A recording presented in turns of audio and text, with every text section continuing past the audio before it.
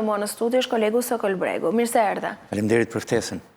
E nisim sërish me policinë, e cila, sipas veprimeve që ka bërë, më datë 24, ku ekspozua me arrestimin e një minoreni, që solli një reagim të jashtëzakonshëm të komunitetit rom, është sërish në fokus.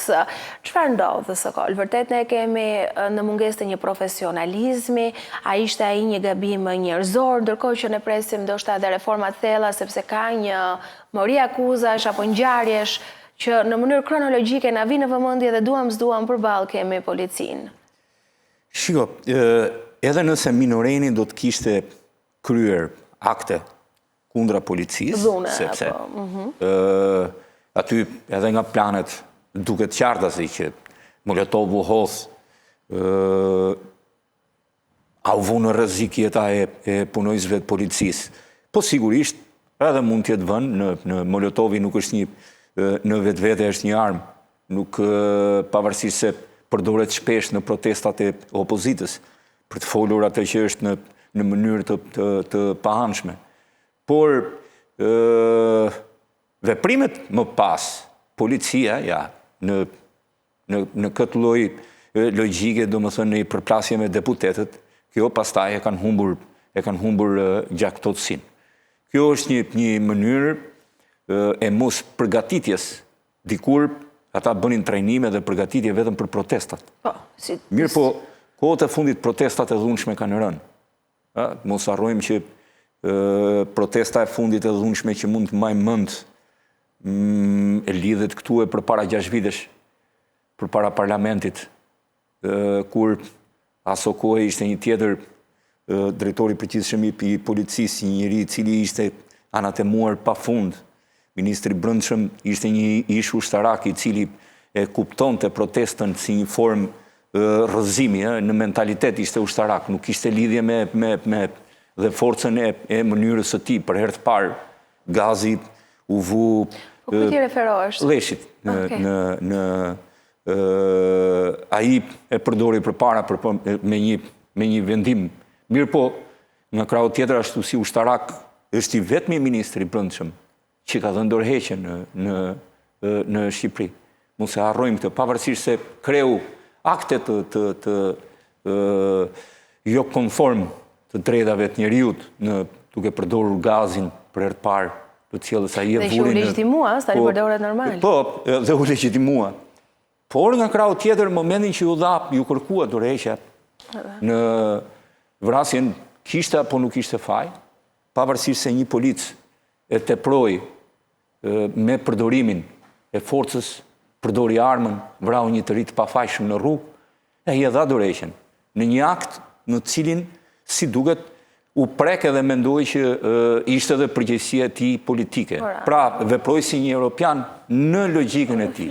Çfarëdo që ndodh në Shqipëri, që nga 92 deri më sot, kur kush nuk e ka dhënë dorëheqjen për një veprim të tillë, kur e ka kërkuar në aso kohë e kërkoi rinia në fakt, e cila u mblodh në një mënyrë tjetër njeri nuk e ka dhënë dorëheqjen pas tij. Tani mos më thuaj Sokol që ti pret që pas arrestimit se nuk e çove deri në fund logjikën e idealit. Logjika është që në çdo akt të tepruar, në çdo akt i cili krijon një zhurmë shumë të madhe në Shqipëri, krijon probleme të kësaj lloji, nuk mban njëri përgjegjësi në këtë vend. Dhe kjo është e çuditshme. Nëse do të arrestosh një minoren në një vend evropian, çfarë do ndodhte? Shiko, një minoren mund të ndalohet, edhe mund të arrestohet. Nuk është por a u kryen veprime, duhet ishin bërë veprime dhe duhet kishte një deklaratë politike. Jo nga media, jo nga opinioni, nga opozita e cila ka të drejtën të protestojë. Dhe ta kërkoj. Reagoj për këtë rast apo jo? Reagimi ti, do më thënë, duhet ishte shtërues në pikën si, pse u kryen veprimet dhe cilat masa janë marrë. Lejohet ta shoqëroj arrestoj? Ta shoqëroj, po. Kështu? Çfarë ka këtu? Tani, këtu e ka kryer, por ta ndaloj jo. Do të sjell një rast. Sot, ashtu si gjithmonë, sot në Tiranë, policia ka rënë në hall me një minoren. i cili nuk i ka bërë ende 14 vjeç. Vjedh kudo. E shoqërojnë dhe del. Ai komisariatit 4 apo jo? Apo sheras tjetër? Në fillim të shkurtit, ai bën 14 vjeç. Mezi po presin ta kryej prap. Aty arrestohet 14 e një ditë. Shkon në procedim. 14 e poshtë nuk shoqërohet në komisariat, pa dhunë, jep deklaratën e tij dhe largohet. Nën 14 ne nuk mund ta... është një djalë i cili ka shënuar mjaft të vjedhje që shoqërohet po pa fundi i njëjti dhe që janë dorëzuar dhe s'kan se çfarë të bëjnë. Nuk kanë çfarë të bëjnë. Po në shkurt e kanë konsideruar thojza dhe si fenomen, po fenomen, po tani pavarësisht se bën shkelje, po s'ka problem. Mënyra skema se si mosha e tij me raport me atë se ç'bën është në fillim të shkurtit i mbush 14 dhe sistemojnë. Sistemojnë. Po 14 e i ditë. Tani në rastin konkret, ka shkelje apo s'ka shkelje? Ka përgjegjësi morale apo s'ka përgjegjësi? Po përgjegjësi morale ka. Në shkelje pastaj duhet parë a hodhi një molotov, vetëm po t'hidhte një molotov, nëse ka kapur kamera që ai hedh një molotov, vetëm në këtë moment mund të shoqërohesh. Shoqërohesh, nuk ndalohesh. Forcërisht apo jo, kjo pastaj është mos përgatitja e tyre. Çfarë gazi është përdorur nga policia? Sepse dëgjova di kisha edhe Korreshin në fakt, i cili tha, ai ishte një gjë me bërë një përshkrim që është edhe aty në faqen tonë, është edhe në YouTube. Se çfarë ndodhte ata, dhe kur bëja dush nuk ikte, ishte skaduar, unë mendoja që kur gjëja është skaduar nuk funksionon. Ai e tregonte si një gjë të tmerrshme. Nuk e di se ke pyetur besoj në burime. Ju referove një personi i cili unë kam goxha respekt sepse është deputeti i qytetit ku unë kam panuar dikur edhe e respektoj shumë, jo vetëm atë, po mbi të gjitha respektoj qytetin, përderisa e ka zgjedhur, ai e meriton të jetë aty, po doja t'i thoja që keni kohë i dashur pa bërë protesta të dhunshme si kjo. Normalisht edhe gazi nuk ka ç'a bën, do skadoj. Që ai ta përdori, ju duhet protestoni më fort, që të blej gaz të ri dhe tjetë mos jetë i skaduar. Se nëse nuk vjet në punë duke ndetur në magazin, qeveria këtë gaz e ka blerë për para 4-5 vitesh. Me mas kadencësh dhe ai, do thuash ta ndroj, po prisë protestat e opozitës. Ka shumë kohë që nuk ka një protest të tillë. Dhe kjo i dha një impakt shumë të madh, një lloj unë jam për protestat të tilla. Unë nuk i kuptoj protestat paqësore. Protest do të thotë një lloj forme e dhunshme për të treguar që forca mund të jetë edhe në rrugë. Siç ka maxhorancë, ka dhe opozit. Nuk i kuptoj unë këto protestat që lodhin njerëzit, i nxjerrin përpara kryeministrisë, flasin dy veta sikur janë konferencë shtypi, shpërndahuni tani dhe nuk ka asnjë lloj logjike e njëjta gjë çdo javë në E kuptoj.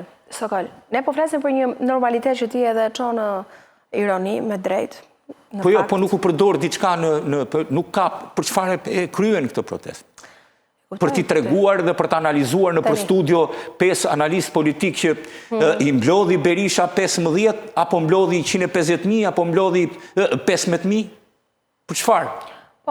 Nëse do të nisësh një protest, sepse ti e mendonë, nuk ka lidhje fare, nuk po futem këtu në politik, nuk është arma ime më e fortë, por nëse futesh, ti do përballesh.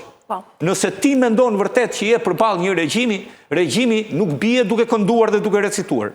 Tani, të gjitha këto zhvillime na çojnë po tek policia. Ajo polici cilën ne kemi analizuar se na del tek shefi operacionales fillimisht, ku ne thonim që çudia e madhe që ky kishte dekonspiruar shokët e tjerë. Na erdhi nga platformat gati. Pastaj shkum tek dosja e Akshit, mësuam se si grupe strukturore kriminale çonin në pozicione kyçe njerëzit e tyre.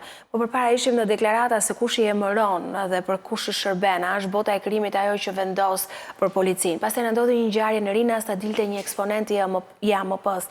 Prit se kam harruar, Se do t'i rendis. Jam pa fund Po jo, shkuam ndihmoj tek një me- dekonspirimi policisë këtu i operacioneve të kullat, të call centerat, dyshuam që mund të ketë një dekonspirim nga policia u vu prap në pikpyetjet, ne kishin sqaruar nëse realisht nuk është vetë policia drejtori po i përgjithshëm i hetor. policisë 2 herë ja kanë marrë telefonin për Po pra doli një njoftim që s'ka ndodhur thotë kjo tani. Apo jo, çfarë Po është? një ka ndodhur ajo e Elbasanit kur ai ishte drejtor policie në Elbasan, kështu që ja morën atë, është dhe me kjo e dyta Bëm një veting. ka ndodhur apo jo vetingu. Shiko, duhet ta ndajmë midis protestës dhe veprimeve tjera. Këtu në protest do ta kuptoja për një arsye. Është në vetëmbrojtje ose është në një cënohet jeta e tij. A ka mungesë profesionalizmi këtu Po ke mund të protesta? ketë, por kjo ndryshon nga korrupsioni. Këtu nuk ka akte korruptive. Jo, po ka një Pra, gjë. Nëse ajo këta që ka mendje dëmton- korrupsioni nuk merren me Ajo trajnimet që që ti dëmton përmendë. policinë është korrupsioni dhe kriminalizimi i policisë. Nuk e dëmton teprimi i forcës në një protest. Pra, përdorimi i forcës në një protest, nëse protesta do të jetë e dhunshme, edhe reagimi i policisë do të jetë i dhunshëm. Pra duhet ketë përplasje, nuk mundet ti të hedhësh molotov dhe ai të japi lule. Ose tiki, se ka detyrë kushtetuese për ta mbrojtur godinën e kryeministrisë. Ai apo garda është tjetër gjë. Kurse këto që rendite, këto janë plaga më e madhe e organizatës, këto janë totalisht tjetër gjë. Pra, unë do ta pranoja një të paaft, sepse rrugës ai do mësoj. Do aftësohet. Nuk ka njeri që është lindur i ditur në profesionin e tij.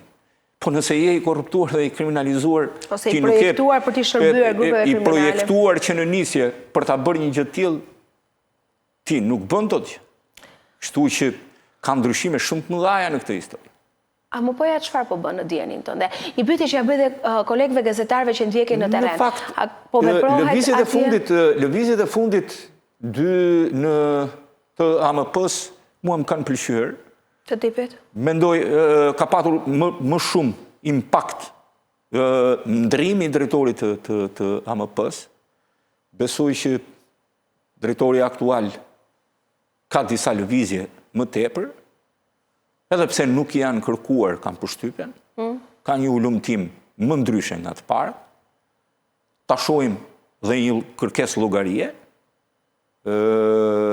Është nga të paktët persona në fakt cili ka patur detyra të larta në polici dhe nuk ka qenë kurrë i përfolur në Shqipëri. Është në vendin e dur, kam përshtypjen. Megjithatë, kjo është një çështje politike. A e ka në pamundësi për të vepruar? Këtë nuk e di, pastaj këto janë marrëdhënie personale, por kur ne i drejtohemi AMP-s, duhet i drejtohemi në fakt ministrës. Sepse nëse ka ministrja, nuk e ka policinë e shtetit në varësi. Pavarësisht se ne i themi Ministria e Brendshme dhe Drejtoria e Përgjithshme e Policisë, ka nuk ka një varësi institucionale. Ka thjesht një varësi organike. Pra, Ministria e Brendshme ka dhe Policinë e Shtetit, ama atë që emëron çdo lloj punësimi e firmos ministria është AMP-ja. Dhe nëse ata që kontrollojnë organizatën nuk janë pjesë, nuk janë ata njerëzit që kërkojnë me do e mos për ta pastruar këtë organizata do vazhdoj të kalbet. Pra duhet ta ndajmë midis kërkesës për të patur një polici më të mirë dhe më të denjë për qytetarët. Më mbahet mend ardhja e kryeministrit Rama në vitin 2013 në detyrë. 3 herë shkoi në Ministrinë e Brendshme. Brenda 2 muajve. Dhe të 3 herët u duk sikur dëshira e tij e madhe ishte të bënte policinë e shtetit. Dhe të 3 herët thoshte qëllimi im kryesor në këtë është që t'i lë fëmijëve tanë një polici të shëndetshme, një polici e cila do i kryej dhe do zbatoj të gjitha detyrat. Tani nëse vërtet Rama mendon që e ka bërë një polici të tillë, nuk e di. Kam përshtypjen që kurse ka bërë dot për 14 vite me radhë, nuk ka çaj bën më policisë.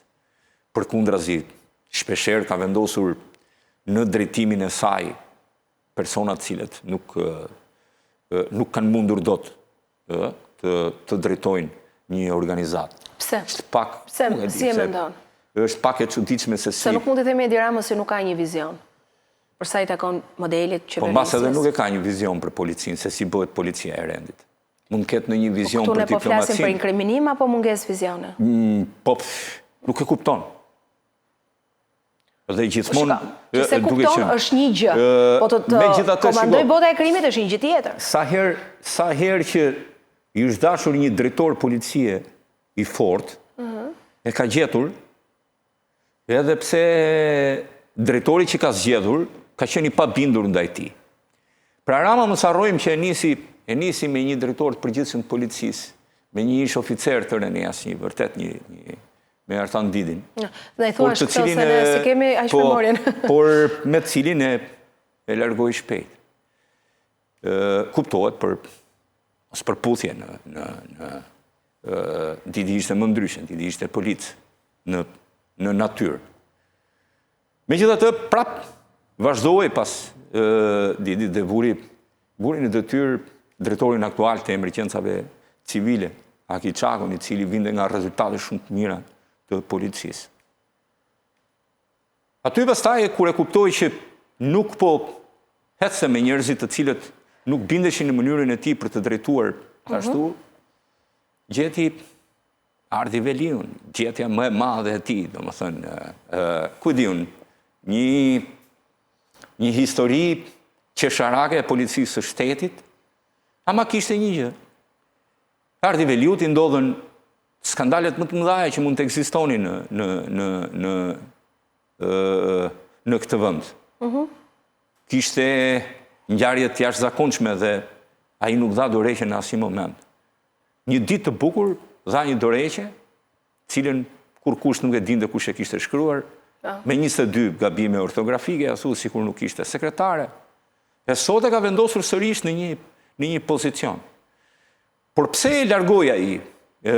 E pa që i duhej në fakt një goditje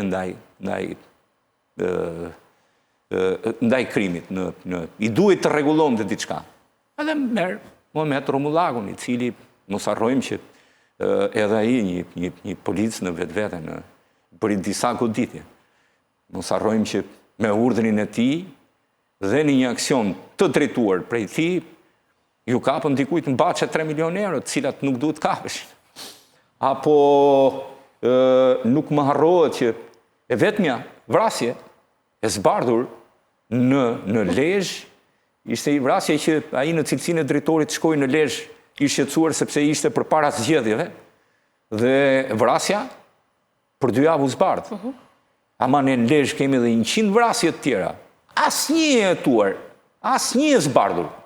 Të gjitha pa autor, në qarkun e Lezhës, se vrasjet mund t'jenë Mirdit, Kurbin, se kanë vatra, po, se janë vatra që ne i dim, po. Mamurras, Fushkuqe, nuk për 2 javë. Pastaj, pas kësaj? Kaloi dhe pa kohë, nuk i duhej më, dhe vjen. Proda e rregulloi disimet të një goditje, dhe erdhi Proda. Kjo është mënyra. Po mos i vër pikë te Proda, si e cilëson Prodën ti, se këta më përmendet ca specifika. Po nuk e, shiko, duke qenë se ky unë mund të flas, po kur të largohet nga detyra, se i ditë do largohet. Në mos sot, nesër pas i viti, nuk kap, i ditë do largohet. Dhe me që është në detyrë, nuk po dua sot, e di pse, sot gjithë i bëjnë një pyetje vetes, se ku është policia. Nuk ka nevojë të mbushun mendjen në opinionit publik, nëse kanë policinë që duan, apo jo. Janë në rende dhe sigurin e duhur, apo jo. Në një Tiranë ku çdo mund t'i japi automjetit si ti doj qefi atij. Në një Tiranë ku çdo njeri qëllon me armë kur doj. Dhe vetëm nëse ka plagosur dikën mund ketë një vendngjarje. Në një Tiranë ku mund të shesësh ashash lirshëm. Ke shkollat. Po kudo. çdo njeri e kupton, nuk ka nevojë fare që të rriun të bëj një moral nëse kemi policinë e dur dhe që duam, apo jo. Ku fillon? Çdo kush mund t'i bëjë një pyetje, thot, po ky me policinë, po kë takojmë ne në rrugë? Është i paaft Proda po thua? Ne në rrugë takojmë vetëm policinë e shtetit. Dashur, pa dashur, organizata e policisë është më e rëndësishme në këtë vend. Për një gjë, doganierin, edhe pse ne akuzojmë, nuk e takojmë. Se ne 3% e popullsisë mund të ketë punë me doganat. As 3-1%. 99% të tjerë vetëm e dëgjojnë doganierin si një njeri të akuzuar. Ne nuk e takojmë një tatimor. Se vetëm 2% e kësaj popullsie ka lidhje me tatimet. 98% e tjera s'ka lidhje me tatimet. Kë takojmë? Policinë, se aty ecim. Një policë të qarkullimit rrugor e takon sepse 97% e shqiptarëve janë drejtues mjetësh në moshë madhore, kuptohet, mbi 18 vjeç. 97% përdorin mjete. Përveç të varfërve që takojnë çdo ditë edhe fatorinën e autobusit, të tjerët vetëm policin takojnë. Ai është përfaqësuesi i shtetit në rrugë dhe kjo është e rëndësishme. E para që ai të ketë etik. E dyta të sillet mirë. E treta të kuptojë që duke qenë se jeton sidomos në kryeqytet, në fillim, në ata Akademinë e Rendit, duhet ta trajnojnë për etikë dhe edukat. Që të ditë të thotë mirëdita dhe mirëmbrëma. Dhe këto janë shumë të në i drejtë që ta marrë një shoqëri e agravuar dhe shumë e zymt që është Shqipëria. Të paktën, polici duhet tjetë nuk duhet tjetë dhe i shtrëngus. Në një moment nuk kam qenë gjithmonë për futjen sa më shumë të vajzave në policinë e shtetit. Sepse si do që tjetë, një grua do të sillej gjithmonë më shumë më mirë se një burr polic në Shqipëri. Edhe kjo ka rënë, pavarësisht se është rritur disi numri i grave në policinë e shtetit. Pra, nuk më mbetet mua për t'i treguar shqiptarëve nëse ata janë të kënaqur me policinë e tyre apo jo. Çdo njeri e sheh këtë. E sheh sepse atë e takon. Nëse unë mund të them që qeveria është e korruptuar, shumë veta mund ta kenë këtë me perceptim dhe se kuptojnë. Mund t'jenë votues të kësaj qeverie dhe thot, që ma shumë duket ja të korruptuarit, shkojnë po i merë spaku e tjere. Sepse ngelet në perceptim dhe ai nuk e takon as kryeministrin, as ministrat, as pjesën tjetër për ditë. Ama policin, impaktin, ai e ka të përditshëm. Ai e kupton se çfarë bën. Dëgjon dhe këto akuzat, pastaj që janë... Po nuk ka, ai e shep, nuk... Nuk e di se çfarë po ju ndodh, po nuk po lën kohë pauzë, del nga një gjë që na çon po tek policia. Në çdo ngjarje na del po tek policia. Po sepse është kontakti jot i përditshëm në rrugë. Nuk ka. Policia është ajo me cilin ti përballesh çdo ditë dhe çdo moment. Mirë, ky Ismaili si ishte kontakti jon, po na doli te Akshi për shembull. I drejtori i krimit ekonomik si ishte kontakti jon, po na doli në një dosje. Në përgjithësi, nuk ishte kontakti jon, po ishte një njerëz që shoqëronte një rrezikshëm dhe pastaj u vra. Në përgjithësi ajo pastaj hyn tek ne po flasim pjesën në fillim të kësaj, pastaj hym tek inkriminimi. Këto janë gjëra të cilët kushdo ishe. Tani, në pjesën e inkriminimit... Do ta bëj si pyetje pas reklamave. Okej. Ti jap reklamat shkurt? Kthehem pas pak. Rikthehem së bashku me kolegun Sokol Bregu, ndërkohë Sokol u fol shumë për vettingun në polici. U folë gjithashtu shumë sa i takon edhe konkurseve që do të vinin njerëzit e denjë në bazë të pastërtisë së figurës, por edhe anës profesionale. U duk si një nga reformat më të mëdha në fakt që u bë ose si ne na u servir, se ky shikimi jot kështu që duket si kur unë jam në autobus dhe s'kuptoj asgjë se çfarë ndodh, nuk më rri, po vërtet na i përcollën kështu.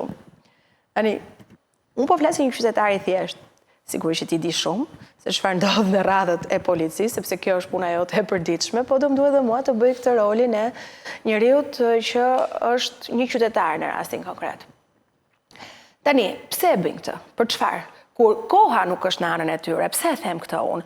Po nuk ka ditë, po them, po vër një 10 ditë që mos dali nga një ngjarje që po na çon tek policia për fat keq.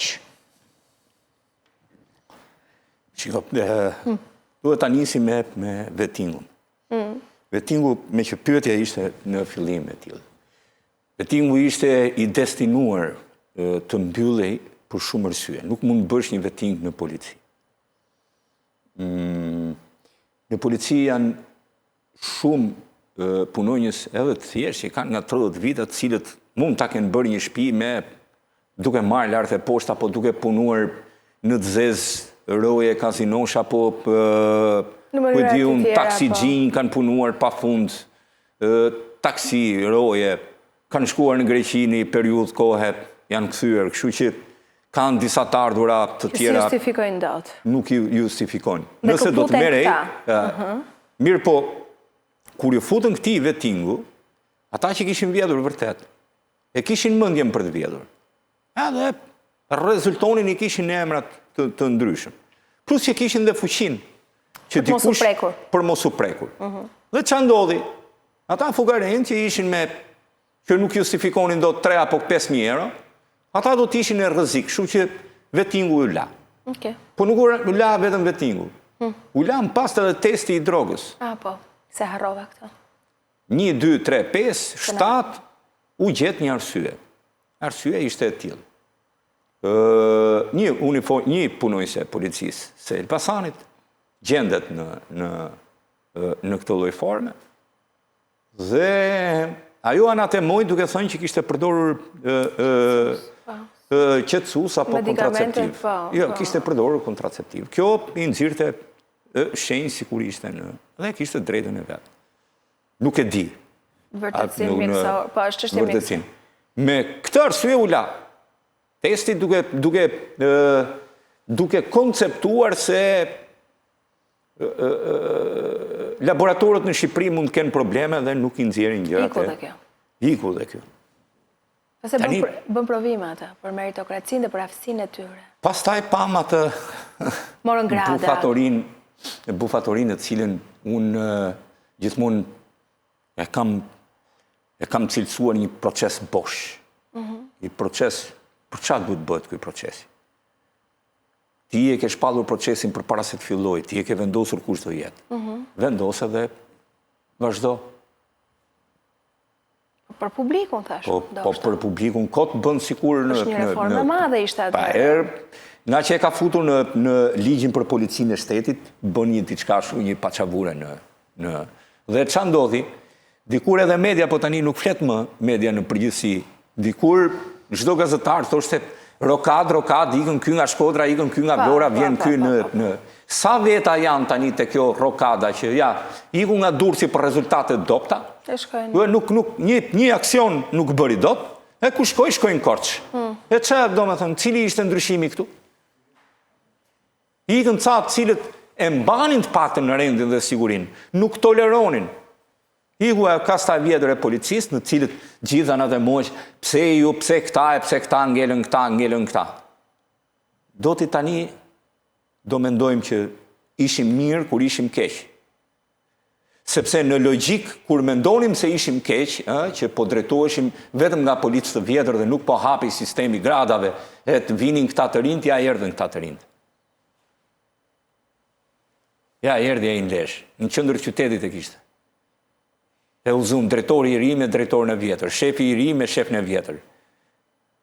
Drejtori me atë tjetrin, kush i kishte, si i kishte. Shqip, ja, shojnë këtu, shojnë atje, ja, kjo është. Sa janë pasuruar në radhët e policisë, kur them policë, duket sikur e kam ata të hallkës fundore. Sa janë pasuruar si pasojë e aktivitetit të jashtëligjshëm florave të fatit për të cilin ne kemi folur me shifra, e kemi ngritur her pas here si shqetësim? Do ta kthej me një përgjigje nga që kemi folur. Shifi shefave të komisariatit vetëm bluzat. Qa do thotë kjo? Bluzat. I bluzi kushton sa rroga mujore. Ne i shohim me uniforma. Ku kanë uniforma ata? Kanë uniforma. Ata s'kan as edhe në mes dimrit dalin vetëm me nga këto shifi bluzat dhe çantat. Kanë çanta nga çanta dore që kushtojnë sa gjysma e rrogës vjetore të tyre. Majnë bluza dhe kaisha sa rroga mujore. Ja kaq, s'ka nevoj fare të rish të merresh me e ka 2 shtëpia, ka 3 shtëpia, apo ka një shtëpi në plazh. Shifi. Vetëm këto. Shifi orat, majnë dhe unaza, se këta janë kështu e nuk në... E shifin. Nuk jetojnë do të pa u duk. Jo. Ta duken me zi e ka marrë atë vend. Ja kaq, mjafton. Nuk ka nevoj fare të shkosh më largë si i gjen. Në një, do më thënë, kudo, policia që heton, pra, diku çështjet e brendshme quhen kudo, në çdo organizat, ne e quajmë AMP, dikur e kemi quajtur shërbimi informativ i rendit, pastaj e bën SHQBA.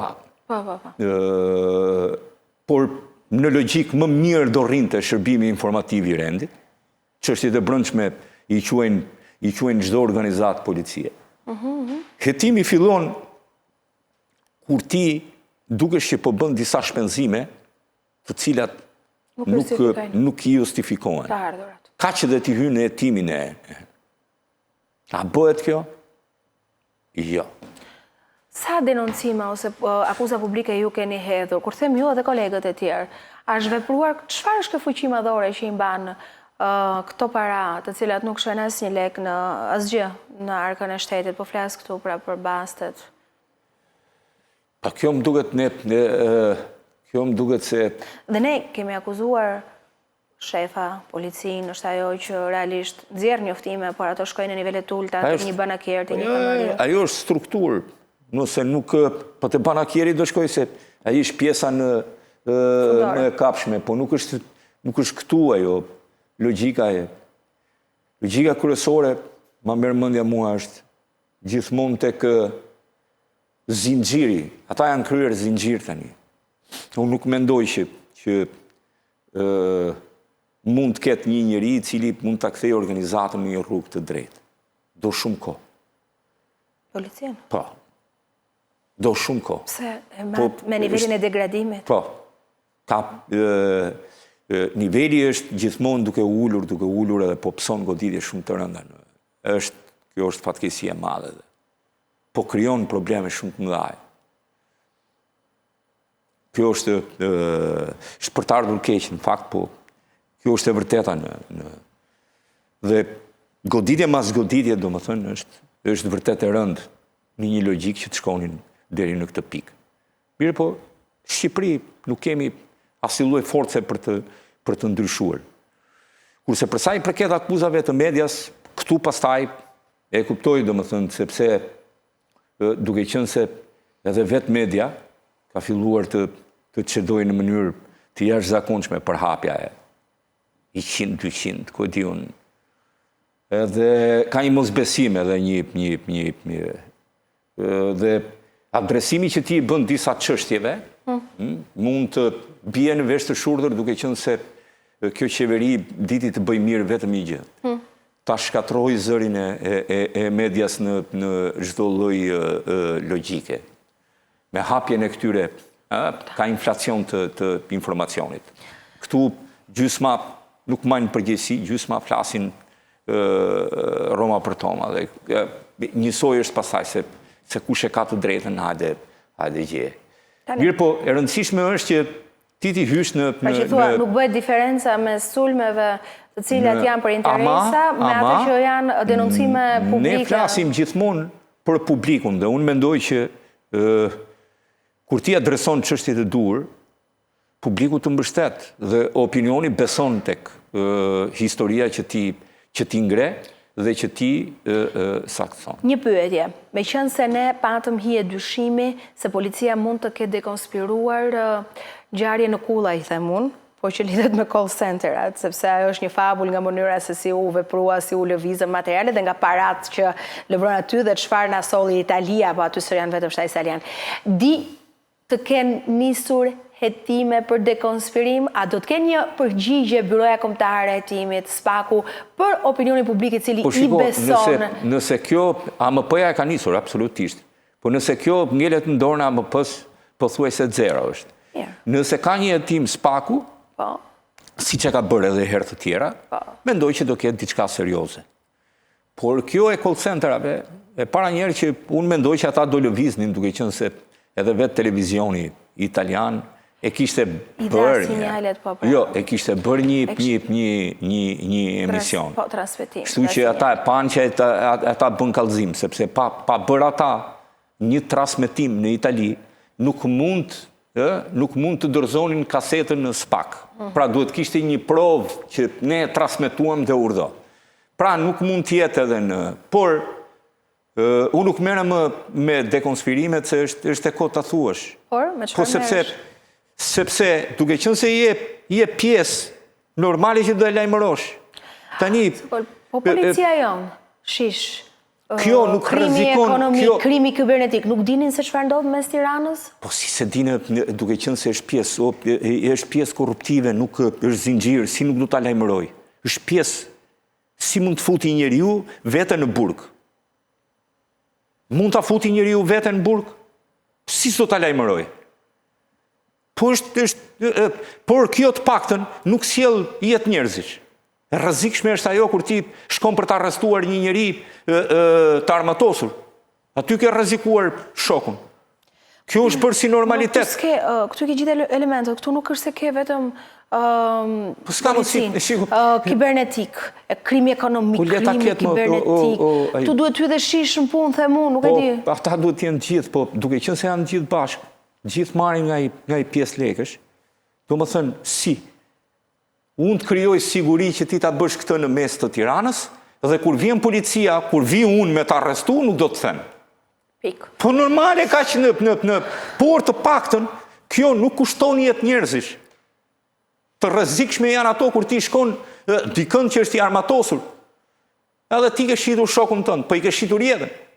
Kurse këto, po normale ata të kanë marrë në telefon 10 herë përpara se të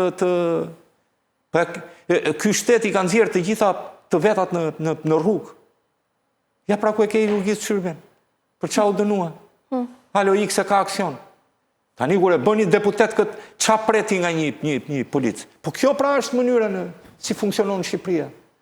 Absolutisht kjo është si funksionon Shqipëria. Po, une drejtova në idenë që si ka mundësi që futen të gjitha struktura dhe këto nuk funksionojnë. Pra, jo vetëm policia që themi ne, por edhe këto tjera që unë përmënda. Ska haji, po dhe edhe shishi ku dhe që informacione?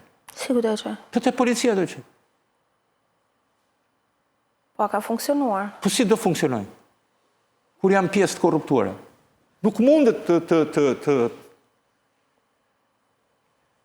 Kështu që nuk ka, duke qenë se është zinxhir. Kjo ka vetëm një zgjidhje. Zgjidhja ka emrin SPAK, kaq, pjesa tjetër lodhemi kot duke thënë policia 1, 2, 3, 4, shishi. A ka akuza për këtë drejtoreshën e shishit? Nuk e di. Nga opozita. Pjesë e akshit. Lidhjet me është e dosja. Këtë të paktën thot lideri i opozitës, Sali Berisha, i cili nuk para që donë. Pa është në detyrë. Po, në detyrë ishte edhe Dallëndyshja që ai akuzoi. Po ja, dha dorëshën. E lidh me akshin dhe Dallëndyshën?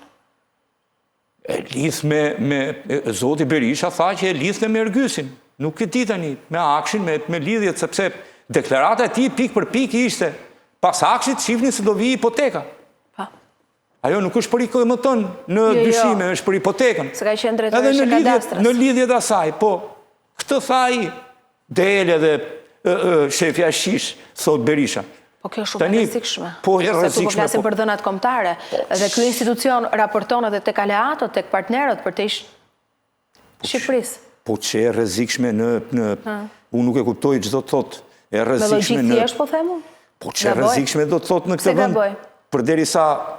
Përderisa, po ja, pra, Gysi i kishte të gjitha çat them. E çat them. Themi Mirlinda që e mbante Rama si yllin e madh të nga krau tjetër, ne pam me video edhe vazhdon thot se jo Mirlinda, pa e pe. Drejtoresha e madhe, kjo që kishte marrë certifikata, medalje, kupa, ku di unë, 100 personalitetet e elektronikës në botë, ku di unë, po tani që i bojnë atyre medaljeve dhe kupave. Që themu kjo është deregjeja në cilin ka rënë ky vend. Rrim pak të kakshë. Prokuroria e posaçme ka zbardhur dëshmin e Meri Manaj, që është drejtoreshe teknologjisë e informacionit drejtëri përgjithshme doganave, dhe ajo është e përfshirë në grupe, po e lexoj se duhet të jem saktë, se kjo akshi rri e nxjerr ndonjë gjë dhe duket sikur ka shumë skuta, por në nivelet larta mbetet prap. E përfshirë në grupet e punës për tendera milionarish në sistemin e sigurisë. Ajo çfarë ka thënë? Ka pranuar para prokurorëve se dokumentet i gjendet gatshme në zyrë. Kjo s'është e re, sa kështu firmosin edhe ata tjerët. Me urdhër të eprorëve, pa kryer asnjë verifikim real. Tani thua që ka qenë pa aftë, se thua dot sepse pozicioni nuk është aq i rëndësishëm. Ka dashur dhe ka bërë tjetër histori. Ajo ka zbuluar gjithashtu lidhjet e saj më parë me kompaninë fituese del sërish të Soften Solution. Çfarë po ndodh? Grup, si thot, si e përcakton akshi? Grup i strukturuar kriminal. Nuk ka përcaktimi spaku, se thash akshi. Si e përcakton? Grup i strukturuar kriminal, thot. Dhe ata në vetvete janë grup i strukturuar kriminal. Kjo është logjika. Kjo tani do me shpëtu vetën, normalisht. Prandaj thot që unë s'di asgjë. Firmosja që kisha gati? Firmosja që kisha gati. Edhe antarët e Kovos, kështu thonin? Të gjithë, se ishte Gysi pra, Gysi me Mirlindën, ata vendosnin.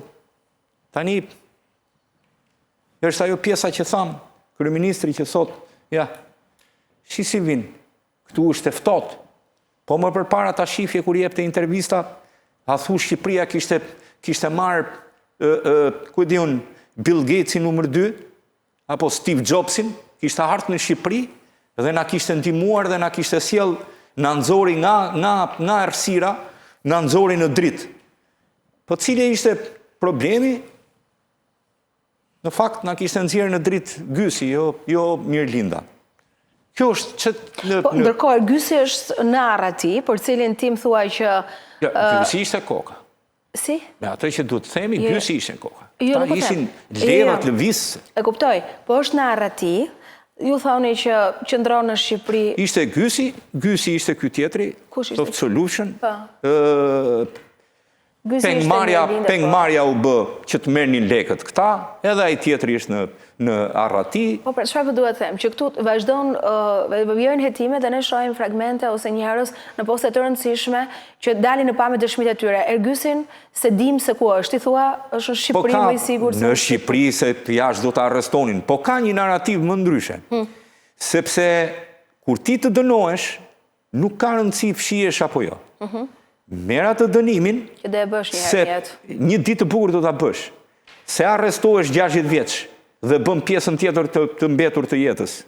Se arrestohesh 40 dhe del nga burgu 65, kjo është çështje në cilën ti ke përllogaritur jetën tënde. Nuk ka njeri arratia më...